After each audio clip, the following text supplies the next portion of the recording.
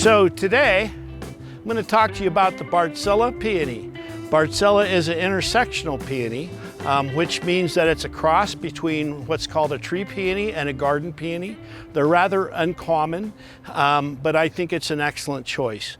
One of the things that I like about the intersectional peonies is, which would include, of course, the Bartzella, is that they have a range of colors that's not often available in the garden peonies. So you do have that. The Bartzella is a beautiful, beautiful yellow, soft yellow. People really love it.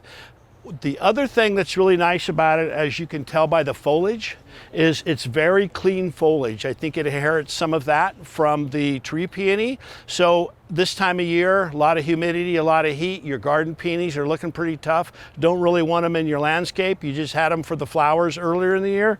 These look awesome. So you can, this can be a foundation plant. People assume it's a shrub of some sort because it looks so nice. So I think that's something that really can benefit your landscape. Trust me, your neighbors and friends are going to be asking you what that plant is and where can they get it. So I'm asking you to go out and plant the Bartzella peonies. And now it's time for weather with Gannon.